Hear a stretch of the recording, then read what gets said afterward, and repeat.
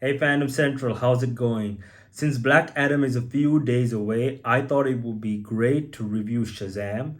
I want to talk about the movie, but I also want to talk about my love for this character. Shazam is one of my top three favorite DC heroes. Number one being Superman, number two being Aquaman, and number three is Shazam. I love this character, I love this comic and comics history. I love his appearance in the Justice League animated shows like Justice League Unlimited or Young Justice. When Warner Brothers announced the Shazam movie back in 2014 for a 2019 release date, it was easily one of my most anticipated DC films at that time. When I first watched the movie in 2019, it did not disappoint me at all. I instantly loved it, and to this day, it's one of my favorite DC films of all time. It's also probably one of my favorite superhero origin movies of all time. I absolutely adore the movie. Shazam is a character who has existed in comics since the 1940s, and during that 8 decade publication period, there have been a number of versions of the character's origin on the pages. My favorite comic that tells his origin is the New 52 version that was written by Jeff Johns and drawn by Gary Frank. That comic is fantastic. It gave us a fresh, modern take on Billy Batson and Shazam and introduced some elements that have now become iconic. For example, the new Shazam family. If your introduction to Shazam and the Shazam family was this movie, the characters who are the new Shazam family came from this comic book. The book is also jam packed with a lot of Shazam's mythology that was established in the comics throughout that 8 decade period. We get Black Adam, we get the Seven Deadly Sins, Dr. Sivana, Sabak makes a brief appearance, and at the end of the comic, Mr. Mind makes his appearance as well. It is filled. And these characters were brought into the story in an organic way as opposed to it being forced fan service for the sake of fan service. One of the reasons I love this movie so much is because it takes so many elements from that comic book and brings them to life as it tells Shazam's origin on the big screen. So there's a lot of fan service, you guys, and the fanboy in me was so happy watching this movie because it has so many elements from my favorite Shazam comic book of all time. Fan service aside, there are so many great things to love about this movie. Number one being Zachary Levi as Shazam. I'll never forget the day when I heard that Zachary Levi was first casted as Shazam. I had been a big fan of his since Chuck. When Chuck ended, he barely got any big roles. I specifically remember watching Thor Ragnarok and seeing his cameo where he appears for a few seconds and dies, and thinking to myself, when is Hollywood going to give Zach Levi his big break? And a few weeks after that, he was announced to play Shazam. I thought he was perfect casting, and when I watched the movie, he proved me right. He is fantastic in this role. He brings about that youthfulness and that childlikeness and that wonder that would come from being a kid who essentially gets to turn into Superman. He captures it all perfectly, and I cannot wait to see him in Shazam Fury of the Gods. In addition to Zach Levi being great, the rest of the cast is fantastic as well. Of course, Asher Angel, who plays Billy Batson, is terrific.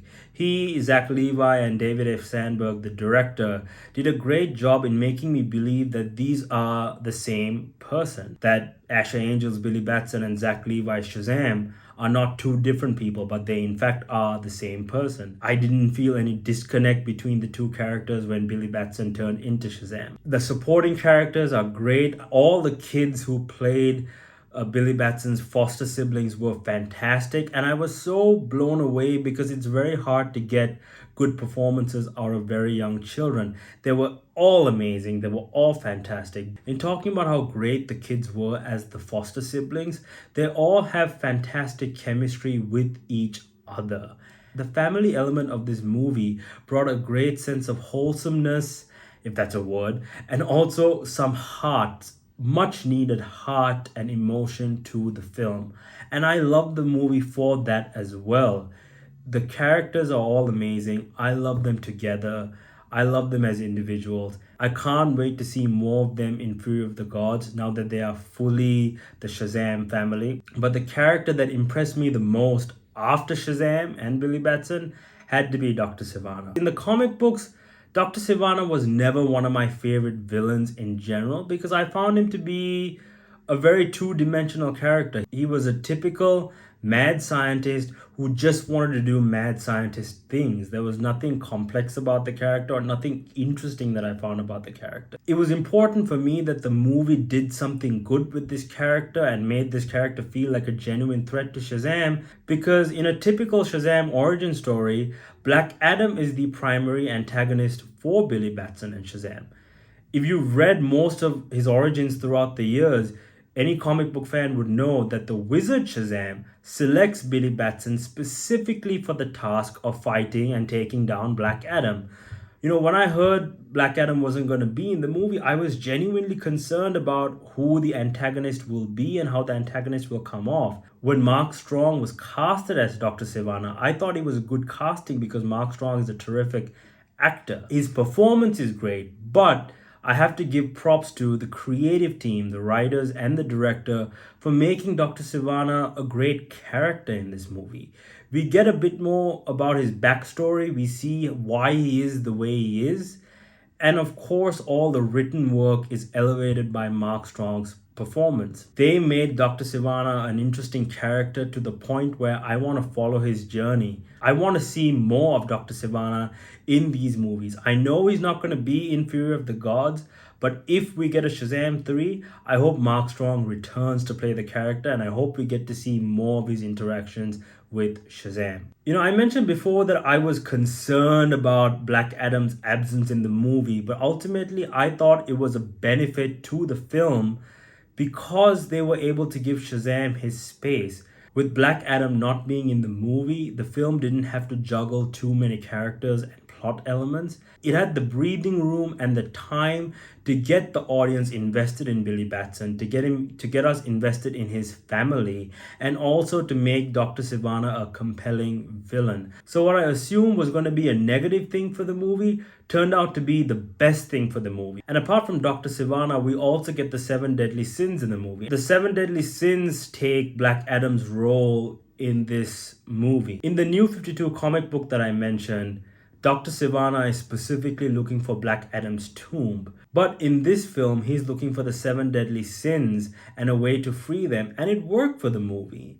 My one criticism is the design of the seven deadly sins. I thought that they could have made each sin look a bit more unique and distinct because the comics did that. In the comics, you could tell which sin is envy, greed, lust, pride, and so on.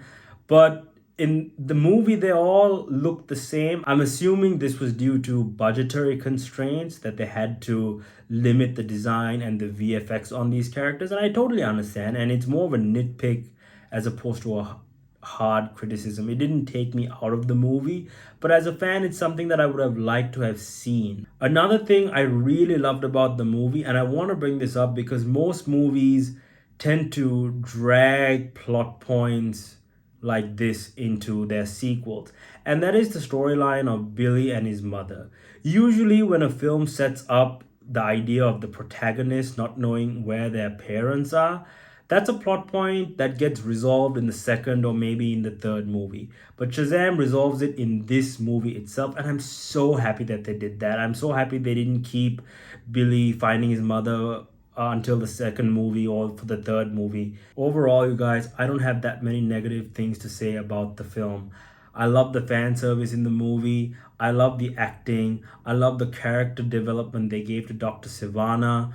The cast was fantastic. The emotions the movie brought out in me were fantastic. It established a really great origin story and laid the foundation for the Shazam mythology to be expanded in a great way. And I'm very curious to see if the Black Adam movie will build off of this movie in any way. It should be obvious to most fans that Black Adam and Shazam will meet up in the big screen one day, but I'm not so sure because Dwayne Johnson recently has been hyping up a battle between Black Adam and Superman.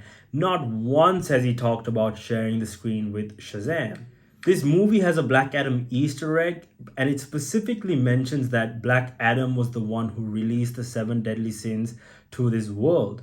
I'm curious whether Black Adam will show us this event, I'm curious whether we'll see Jimon Honsu as the Wizard Shazam in the Black Adam movie, and whether Black Adam will release the Seven Deadly Sins in his own movie. Because the film laid the groundwork for Shazam's mythology so well, it would be a missed opportunity if these two characters did not cross over eventually, and we see the showdown that Shazam fans like myself want to see.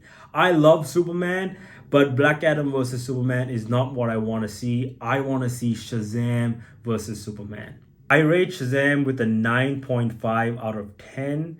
I love the movie. I cannot wait to see Shazam Fury of the Gods. I'm very excited to see Black Adam this week.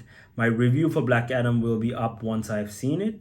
My question to all DC fans, is Shazam one of your favorite characters? Do you think this movie did a good job in adapting his origin for the big screen? Are you excited to see Black Adam? And of course, are you excited to see Shazam Fury of the Gods? If you like this video, subscribe to my channel, click that bell icon for notification, give this video a thumbs up, and until I see you next time, Fandom Central, goodbye.